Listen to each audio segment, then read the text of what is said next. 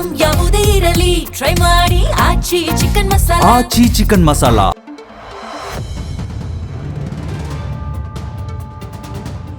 ವಿಶ್ವದ ಶ್ರೀಮಂತರಿಗೆ ತೆರಿಗೆ ರಹಿತ ಮತ್ತು ಸ್ಥಿರವಾದ ತಾಣವಾಗಿದ್ದ ದುಬೈ, ಅಮೆರಿಕ, ಇಸ್ರೇಲ್ ಮತ್ತು ಇರಾನ್ ನಡುವಿನ ಯುದ್ಧದ ಉಲ್ಬಣದಿಂದಾಗಿ ದುಬೈನಲ್ಲಿ ನೆಲೆಸಿದ್ದ ಅನೇಕ ಕೋಟ್ಯಾಧಿಪತಿಗಳು ಮತ್ತು ಶ್ರೀಮಂತ ಹೂಡಿಕೆದಾರರು ಇದೀಗ ಅಲ್ಲಿಂದ ನಿರ್ಗಮಿಸುತ್ತಿದ್ದಾರೆ ಅಂತ ವರದಿಯಾಗಿದೆ. ಯುದ್ಧದ ಭೀತಿಯಿಂದಾಗಿ ದುಬೈ ತನ್ನ ಸುರಕ್ಷಿತ ತಾಣ ಎಂಬ ಇಮೇಜ್ ಅನ್ನು ಕಳ್ಕೊಳ್ತಿದೆ ಅನ್ನೋ ಆತಂಕ ಹೂಡಿಕೆದಾರರಲ್ಲಿ ಮನೆ ಮಾಡಿದೆ. UAE 2025ರಲ್ಲಿ ಮಾತ್ರ ಸುಮಾರು 9,800 ಮಿಲಿಯನೇರ್ಗಳನ್ನು ಆಕರ್ಷಣೆ ಮಾಡಿತ್ತು. ಇದು ವಿಶ್ವದ ಯಾವುದೇ ಇತರ ದೇಶಕ್ಕಿಂತ ಹೆಚ್ಚು ಅನ್ನೋದು ಗಮನಿಸಬೇಕಾದ ಸಂಗತಿ. ದುಬೈ ಪ್ರಸ್ತುತ 23 ಬಿಲಿಯನೇರ್ಗಳು ಮತ್ತು 86,000ಕ್ಕೂ ಹೆಚ್ಚು ಮಿಲಿಯನೇರ್ಗಳಿಗೆ ನೆಲೆಯಾಗಿದೆ. ಇದು EMEA ಪ್ರದೇಶದ 4ನೇ ಶ್ರೀಮಂತ ನಗರವಾಗಿದೆ.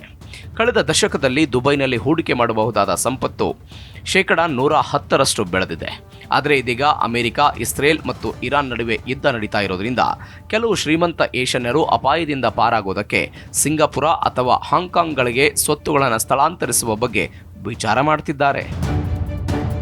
ಇಸ್ರೇಲ್ ಮತ್ತು ಅಮೆರಿಕ ಸೇರಿಕೊಂಡು ಇರಾನ್ ಮೇಲೆ ಸಾರಿರುವ ಯುದ್ಧ 2ನೇ ತಿಂಗಳಿಗೆ ಕಾಲಿಟ್ಟಿದ್ದು ಪಶ್ಚಿಮ ಏಷ್ಯಾದಲ್ಲಿ ಅಸ್ಥಿರತೆ ಸೃಷ್ಟಿಯಾಗಿದೆ. ಈ ಸಂಘರ್ಷ ಗಲ್ಫ್ ರಾಷ್ಟ್ರಗಳ ಆರ್ಥಿಕತೆಯ ಮೇಲೆ, ವಿಶೇಷವಾಗಿ ಯುನೈಟೆಡ್ ಅರಬ್ ಎಮಿರೇಟ್ಸ್ ಮೇಲೆ ಗಂಭೀರ ಪರಿಣಾಮ ಬೀರಿದೆ.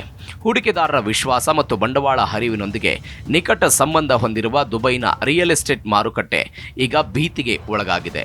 ಪಶ್ಚಿಮ ಏಷ್ಯಾದ ಸುರಕ್ಷಿತ ಹೂಡಿಕೆ ತಾಣ ಅಂತ ದಶಕಗಳಿಂದ ಗುರುತಿಸಿಕೊಂಡಿದ್ದ ದುಬೈನ ರಿಯಲ್ ಎಸ್ಟೇಟ್ ವಲಯದಲ್ಲಿ ಹೂಡಿಕೆ ಮಾಡೋದಕ್ಕೆ ಉದ್ಯಮಿಗಳು ಹಿಂದೇಟು ಹಾಕ್ತಿದ್ದಾರೆ. ದುಬೈನ ರಿಯಲ್ ಎಸ್ಟೇಟ್ ಭಾರತೀಯ ಪ್ರಮುಖ ಬಂಡವಾಳ ವಲಯವೇ ಹೌದು. ಈಗಿನ ಸಂಘರ್ಷದಿಂದ ಎದುರಾಗಿರುವ ಆರ್ಥಿಕ ಆಘಾತ ಆಸ್ತಿ ಹೂಡಿಕೆಗೆ ಸೀಮಿತವಾಗದೆ ವಿದೇಶಿ ವಿನಿಮಯ, ಇಂಧನ ವೆಚ್ಚ, ರೂಪಾಯಿ ಮೌಲ್ಯ ಕುಸಿತ ಮತ್ತು ಸ್ಥೂಲ ಆರ್ಥಿಕ ಸ್ಥಿರತೆ ಮೇಲೆ ಹರಡಿಕೊಂಡಿದೆ. ಗಲ್ಫ್ನಲ್ಲಿರುವ ಬೃಹತ್ ಅನಿವಾಸಿ ಸಮುದಾಯವು ಇದರ ಬಿಸಿ ಎದುರಿಸುತ್ತಿದೆ. ಫೆಬ್ರವರಿ 28ರ ಈ ಸಂಘರ್ಷ ಏಕಾಏಕಿಯಾಗಿ ಸಂಭವಿಸಿದ್ದಲ್ಲ. ಅಮೆರಿಕ, ಇರಾನ್ ಪರಮಾಣು ಮಾತುಕತೆಗೆ ಬಿದ್ದು ಹೋಗಿತ್ತು. ಅಲ್ಲದೆ 2023ರಿಂದ ಇಸ್ರೇಲ್ ನಡೆಸಿದ ಸರಣಿ ದಾಳಿಗಳಿಂದ ಇರಾನ್ನ ಪ್ರಾದೇಶಿಕ ಮಿತ್ರರು ದುರ್ಬಲಗೊಂಡಿದ್ದರು. ಈ ವೇಳೆ ಈ ದಾಳಿ ಸಂಭವಿಸಿದೆ. ಇದಕ್ಕೆ ಪ್ರತ್ಯುತ್ತರವಾಗಿ ಅಮೆರಿಕದ ಪ್ರಾದೇಶಿಕ ಪಾಲುದಾರ ರಾಷ್ಟ್ರಗಳ ಮೇಲೆ ಗರಿಷ್ಠ ಆರ್ಥಿಕ ಹೊರೆ ಹೇರುವ ಕೆಲಸ ಇರಾನ್ ಮಾಡಿತು. ಇತಿಹಾಸದಲ್ಲೇ ಮೊದಲ ಬಾರಿಗೆ ಇರಾನ್ ಗಲ್ಫ್ ರಾಷ್ಟ್ರಗಳಾದ Bahrain, Kuwait, Oman, Qatar, Saudi Arabia ಮತ್ತು UAE ಮೇಲೆ ದಾಳಿ ನಡೆಸಿತು. ಗಲ್ಫ್ನ ರಾಜಪ್ರಭುತ್ವದ ರಾಷ್ಟ್ರಗಳು ಇಂತಹ ದಾಳಿಯನ್ನ ನಿರೀಕ್ಷೆ ಮಾಡಿರಲಿಲ್ಲ. ಒತ್ತಡದಲ್ಲಿರುವ ಸುರಕ್ಷಿತ ತಾಣ. ಕಳೆದ 2 ದಶಕಗಳಿಂದ ಎಚ್ಚರಿಕೆಯಿಂದ ನಿರ್ಮಿಸಿಕೊಂಡಿದ್ದ ದುಬೈನ ಸಂಘರ್ಷ ಮುಕ್ತ ಸಂಪತ್ತಿನ ಆಶ್ರಯ ತಾಣ ಎಂಬ ಖ್ಯಾತಿಗೆ ಈ ಯುದ್ಧದಿಂದಾಗಿ ಭಾರೀ ಹೊಡೆತ ಬಿದ್ದಿದೆ. ಜಾಗತಿಕ ಸಂಪತ್ತಿನ ಕೇಂದ್ರ ಎಂಬ ದುಬೈನ ಸ್ಥಾನಮಾನವನ್ನು ಇರಾನ್ ಅಲುಗಾಡಿಸಿದೆ. ವಿದೇಶಿಗರು ಹೊರಹೋಗಲು ಹಾತೊರಿತಾ ಇದ್ದರೆ ಸಂಪತ್ತು ನಿರ್ವಹಣಾ ಸಂಸ್ಥೆಗಳಿಗೆ ಮಧ್ಯಪ್ರಾಚ್ಯದಲ್ಲಿ ತಮ್ಮ ಅಸ್ತಿತ್ವದ ಬಗ್ಗೆ ಭಯ ಮೂಡಿದೆ. ಹೆನ್ಸೆ ಆ್ಯಂಡ್ ಪಾರ್ಟ್ನರ್ಸ್ ಪ್ರಕಾರ ದುಬೈನ ಮಿಲಿಯನರ್ಗಳ ಸಂಖ್ಯೆ 2014ರಿಂದ ದ್ವಿಗುಣಗೊಂಡು 81,000ಕ್ಕೆ ಏರಿತ್ತು. ದುಬೈನ ಐಷಾರಾಮಿ ರಿಯಲ್ ಎಸ್ಟೇಟ್ ಮಾರುಕಟ್ಟೆ 5 ವರ್ಷಗಳಿಂದ ಸತತವಾಗಿ ಬೆಳವಣಿಗೆ ಕಂಡುಬಂದಿತ್ತು. 2025ರಲ್ಲಿ $10 ಮಿಲಿಯನ್ ಹೆಚ್ಚಿನ ಮೌಲ್ಯದ 500 ಆಸ್ತಿಗಳು ಬೇಕರಿಯಾಗಿದ್ದವು. ಯುದ್ಧದ ಪರಿಣಾಮ ದುಬೈನ ಹಣಕಾಸು ಮಾರುಕಟ್ಟೆ ಮೇಲೆ ತಕ್ಷಣವೇ ಕಂಡುಬಂದಿದೆ. 2026ರ ಮಾರ್ಚ್ 4ರಂದು ಮಾರುಕಟ್ಟೆ ಆರಂಭ ಆದಾಗ ದುಬೈ ಹಣಕಾಸು ಮಾರುಕಟ್ಟೆಯ ಸೂಚ್ಯಂಕ 4.65% ಕುಸಿತು. ಆ ಬಳಿಕ ಮಾರುಕಟ್ಟೆಯನ್ನು ಸತತ 2 ದಿನಗಳ ಕಾಲ ಮುಚ್ಚಲಾಯಿತು.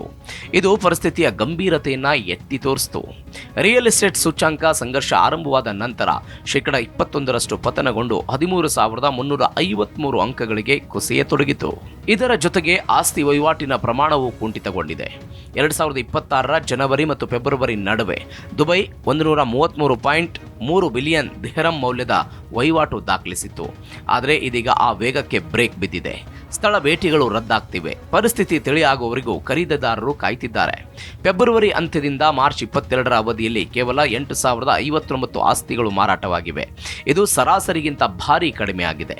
ದುಬೈ ಸ್ಥಿರ ಮತ್ತು ಸಂಘರ್ಷ ಮುಕ್ತ ಎಂಬ ನಂಬಿಕೆ ಇದೀಗ ಹುಸಿಯಾಗಿ ಬಿಟ್ಟಿದೆ. ಫಿಚ್ ರೇಟಿಂಗ್ಸ್ ಪ್ರಕಾರ ವಿದೇಶಿಗರು ದುಬೈ ತೊರಿತಾ ಇದ್ದು ಇದು ವಸತಿ ಮಾರುಕಟ್ಟೆ ಮೇಲೆ ಒತ್ತಡ ಹೇರಲಿದೆ. ಇರಾನ್ ಯುದ್ಧದ ನಂತರದ ಕೇವಲ 1 ವಾರದಲ್ಲಿ ದುಬೈ ರಿಯಲ್ ಎಸ್ಟೇಟ್ ಸೂಚ್ಯಂಕ 15% ಇಳಿಕೆಯಾಗಿದೆ. ದುಬೈನಲ್ಲಿ ಕುಸಿತ ಕಂಡ ಚಿನ್ನದ ದರ. ಮಧ್ಯಪ್ರಾಚ್ಯದಲ್ಲಿ ನಡೀತಾ ಇರುವ ಯುದ್ಧದ ಪರಿಣಾಮವಾಗಿ ದುಬೈನಲ್ಲಿ ಚಿನ್ನದ ಮಾರುಕಟ್ಟೆಯ ಮೇಲೆ ಗಮನಾರ್ಹ ಪರಿಣಾಮ ಉಂಟಾಗಿದೆ. ಯುದ್ಧದಿಂದಾಗಿ ವಿಮಾನಯಾನ ಮತ್ತು ಸರಕು ಸಾಗಣೆಗೆ ಅಡ್ಡಿಯಾಗಿರೋದ್ರಿಂದ ಚಿನ್ನವನ್ನ ಹೊರ ದೇಶಗಳಿಗೆ ರಫ್ತು ಮಾಡೋದಕ್ಕೆ ಸಾಧ್ಯವಾಗ್ತಿಲ್ಲ. ಇದರಿಂದಾಗಿ ದುಬೈನ ವರ್ತಕರು ಚಿನ್ನವನ್ನ ಮಾರಾಟ ಮಾಡಲು ಪ್ರತಿ ಔನ್ಸ್ ಮೇಲೆ ಸುಮಾರು $30 ವರೆಗೆ ಭಾರಿ ರಿಯಾಯಿತಿ ಕೊಡ್ತಿದ್ದಾರೆ. ದುಬೈ ಚಿನ್ನದ ಸಂಸ್ಕರಣೆ ಮತ್ತು ರಫ್ತಿನ ಪ್ರಮುಖ ಕೇಂದ್ರವಾಗಿದೆ. ಆದರೆ ಯುದ್ಧದ ಕಾರಣದಿಂದ UAE ಪ್ರದೇಶದಲ್ಲಿನ ವಿಮಾನಗಳ ಸಂಚಾರ ಸ್ಥಗಿತಗೊಂಡಿರೋದು ಚಿನ್ನದ ಸಾಗಣೆಗೆ ದೊಡ್ಡ ಅಡ್ಡಿಯಾಗಿದೆ. ಜಾಗತಿಕವಾಗಿ ಚಿನ್ನದ ಬೆಲೆ ಏರಿಕೆ ಆಗ್ತಿದ್ರೂ ದುಬೈನಲ್ಲಿ ಮಾತ್ರ ಸ್ಥಳೀಯವಾಗಿ ಚಿನ್ನದ ಬೆಲೆ ಕುಸಿತ ಕಂಡಿದೆ. ಸರಕುಗಳನ್ನು ಮಾರುಕಟ್ಟೆಗೆ ತಲುಪಿಸೋದಕ್ಕೆ ಸಾಧ್ಯವಾಗದ ಕಾರಣ ವರ್ತಕರು ಕಡಿಮೆ ಬೆಲೆಗೆ ಮಾರಾಟ ಮಾಡುತ್ತಿದ್ದಾರೆ. ಇರಾನ್ ಮೇಲೆ ಅಮೆರಿಕ ಮತ್ತು ಇಸ್ರೇಲ್ ನಡೆಸಿದ ದಾಳಿಗಳ ನಂತರ ಇರಾನ್ ಕ್ಷಿಪಣಿ ಮತ್ತು ಡ್ರೋನ್ ದಾಳಿಗಳ ಮುಖಾಂತರ ಪ್ರತೀಕಾರ ತೀರಿಸಿಕೊಳ್ತಾ ಇರೋದು ಗಲ್ಫ್ ರಾಷ್ಟ್ರಗಳಲ್ಲಿ ಆತಂಕಕ್ಕೆ ಕಾರಣವಾಗಿದೆ. ಈ ಕಾರಣದಿಂದಾಗಿ ಶ್ರೀಮಂತರು ತಮ್ಮ ಸುರಕ್ಷತೆಗಾಗಿ ದುಬೈ ತೊರೆತಿದ್ದಾರೆ. ಯುದ್ಧದ ಭೀತಿಯಿಂದಾಗಿ ಸುಮಾರು 6 ಲಕ್ಷಕ್ಕೂ ಹೆಚ್ಚು ಪ್ರಯಾಣಿಕರು ಈಗಾಗಲೇ ಭಾರತಕ್ಕೆ ಮರಳಿದ್ದಾರೆ. ವಿಮಾನಯಾನ ಸಂಸ್ಥೆಗಳು ಸೀಮಿತ ಮತ್ತು ವಿಶೇಷ ವಿಮಾನಗಳ ಮೂಲಕ ಕಾರ್ಯಾಚರಣೆಯನ್ನು ನಡೆಸುತ್ತಿವೆ. ದುಬೈನ ಅಂತಾರಾಷ್ಟ್ರೀಯ ವಿಮಾನ ನಿಲ್ದಾಣದ ಬಳಿ ಡ್ರೋನ್ ಸ್ಫೋಟದಂತಹ ಘಟನೆಗಳು ನಡೆದಿದ್ದು ಅಲ್ಲಿನ ನಿವಾಸಿಗಳು ಮತ್ತು ಪ್ರವಾಸಿಗರಲ್ಲಿ ಆತಂಕಕ್ಕೆ ಕಾರಣ ಆಗಿದೆ. ಫಿಲಿಪೈನ್ಸ್ನ ಸುಮಾರು 2,000 ಕಾರ್ಮಿಕರು, ಬಾಂಗ್ಲಾದೇಶದ 100 ಕಾರ್ಮಿಕರು ಈಗಾಗಲೇ ತಮ್ಮ ನಾಡಿಗೆ ಮರಳಿದ್ದಾರೆ. ಭಾರತೀಯರ ಮೇಲೆ ಪರಿಣಾಮ. ದುಬೈನಲ್ಲಿ ಆಸ್ತಿ ಖರೀದಿಸುವ ವಿದೇಶಿಗರಲ್ಲಿ ಭಾರತೀಯರೇ ಮೊದಲ ಸ್ಥಾನದಲ್ಲಿದ್ದಾರೆ. 2024ರ ಅಂಕಿಅಂಶಗಳ ಪ್ರಕಾರ ದುಬೈನ ಒಟ್ಟು ವಹಿವಾಟಿನ 23% ಪಾಲು ಭಾರತೀಯರದ್ದೇ. 2024ರಲ್ಲಿ ಭಾರತೀಯರು ಸುಮಾರು $8.2 ಬಿಲಿಯನ್ ಹೂಡಿಕೆ ಮಾಡಿದ್ದಾರೆ. 2025ರಲ್ಲಿ ಈ ಪ್ರಮಾಣ ಇನ್ನಷ್ಟು ಹೆಚ್ಚಾಗಿತ್ತು. ಭಾರತೀಯ ಹೂಡಿಕೆದಾರರು ಸುಮಾರು 85,000 ಕೋಟಿಯಿಂದ 95,000 ಕೋಟಿ ಮೌಲ್ಯದ ಮನೆಗಳನ್ನು ಖರೀದಿಸಿದ್ದಾರೆ ಅಂತ ಅಂದಾಜಿಸಲಾಗಿದೆ. ಈಗ ಮಾರುಕಟ್ಟೆ ಮೇಲೆ 20%ಕ್ಕಿಂತ ಹೆಚ್ಚು ಕುಸಿದಿರೋದ್ರಿಂದ ಭಾರತೀಯ ಹೂಡಿಕೆದಾರರು ತಮ್ಮ ಹೂಡಿಕೆಯ ಲಾಭ ಮತ್ತು ಮೌಲ್ಯದ ಬಗ್ಗೆ ತೀವ್ರ ಆತಂಕದಲ್ಲಿದ್ದಾರೆ. ದುಬೈ ಮಾರುಕಟ್ಟೆಯ ಏರಿಳಿತಗಳು ನೇರವಾಗಿ ಭಾರತೀಯರ ಆಸ್ತಿ ಮೌಲ್ಯದ ಮೇಲೆ ಪರಿಣಾಮ ಬೀರಿವೆ.